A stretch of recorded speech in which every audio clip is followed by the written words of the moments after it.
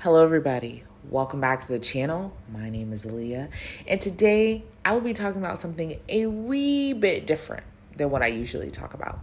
I usually talk about storytelling, characters, animes, really like niche animes that are in the zeitgeist anymore, but I want to talk about survival games. And as you know, survival games, battle royales, or death games is a genre in anime that involves participants competing in a deadly game. And the stakes are basically life or immediate death, usually. And these series often blend horror, thriller, and action. They can sometimes feature like toxic romance, all into the format of like a reality TV game. And one of the cool things about this genre is we get to see the players sometimes develop their character and to see the decisions that they make. Initially, I wanted to talk about Kami no Fibrain, which is like the god of puzzles. Couldn't find that on Crunchyroll, couldn't find it on Amazon, can't watch it. Then I wanted to talk about Dead Man Wonderland, Dawn Europa, Akuma Drive, Batum, like Tower of Druga, any type of survival, life or death thing I was in. Alice in Borderland. I know that's not an anime, but it is a J-drama, so I wanted to include that. I love watching those shows. And what I like about it is the strategy. Like even Squid Game, something as brutal as that. Seeing how people make decisions and rationalize their decisions under pressure is just cool. I think one of the reasons why I love this genre so much is I and my family grew up playing games. Like all the kind of basketball, softball, swimming, a little bit of soccer, tennis. And then like we were also like a game family. So we were playing Scrabble, Trouble, Monopoly all the time.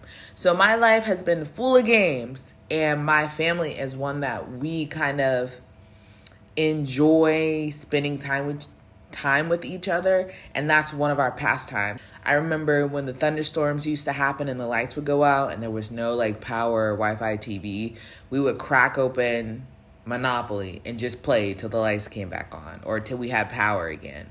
So games have been a huge part of my life, and they are a huge part of who I am. That is why I love game shows. So survival games and anime and game shows. So imagine how my mind was blown when I found Siren survived the island.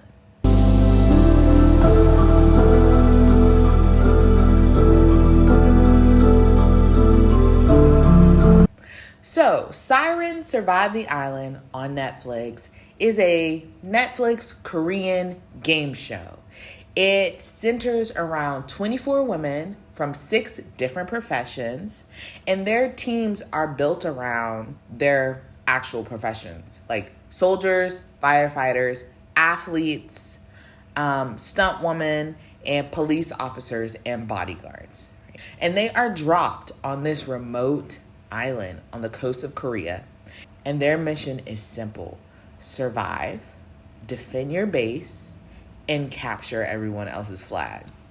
So I was like, okay, I'm gonna watch this because I am intrigued. And mind you, these women, they have to manage resources, they have to patrol their base, sneak through the dark, they have to make alliances, and they all have to compete against each other. In episode 1, we are introduced to the 6 professions: army women, bodyguards, police officers, stunt women, athletes, and firefighters. And they are all on teams walking across what is this mud flap on this remote island. As they arrive to the island, they found out that their first competition is gonna start immediately. They're told to drop their bags and run 1 kilometer to the other island. The gun goes off, boom, and these girls are hightailing it across the mud flap.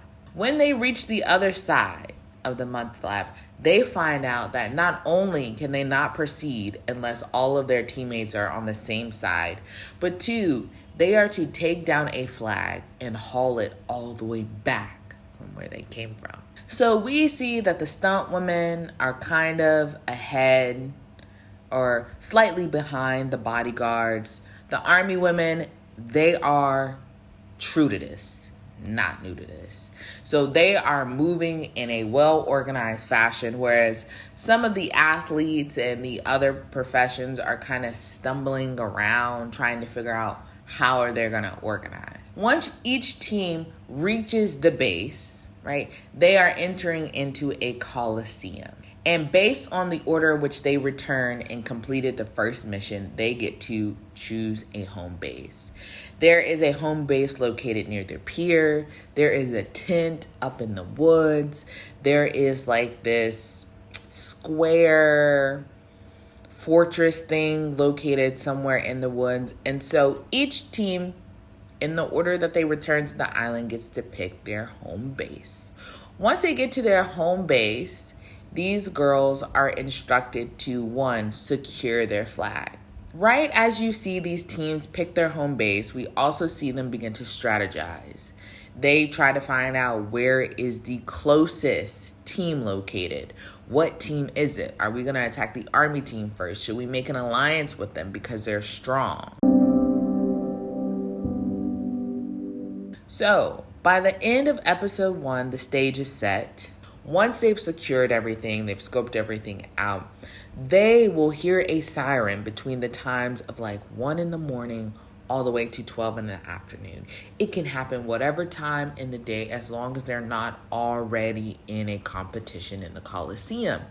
And so right at the end of episode 1, the siren goes off and these women are booking it to a base, trying to really see who they can overcome and overpower. And the cool thing about this was all of these women are trained in protecting themselves and fighting, but also that each member of a team has a flag on their back.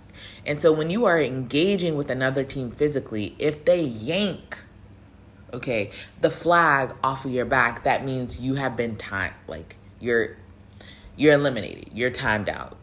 Right? And so the goal is not to have everybody on your team's flag pulled, or that is the end of the game for you. And so you see some members sacrificing themselves, and you see these women, I mean, they are tussling, like in there, shaking each other. They have items that they can distract and deter people with, like they are ganging up on each other, going for blood. And the reason why I brought up like Dead Man Wonderland, Darwin's Game, Alice in Borderland, and Siren Survived the Island is because I think that Korean game shows, or just Asian game shows in general, have this cool, unique ability to bring something so random to life. Like I would have never thought of Capture the Flag for adults. If you like game shows and you like anime, I will be covering that more often. I will even cover the challenge. I will do recap episodes of Wipeout because it's just so fun to me. Like one thing I've always wanted to do is be on a game show, and I will. I just don't know which one. However, if you guys enjoyed today's video, if you want to continue hearing about Siren Survived the Island on Netflix and me recapping it involving anime, continue to watch the channel, continue to like, continue to subscribe, continue to watch the channel, continue to like, continue to subscribe.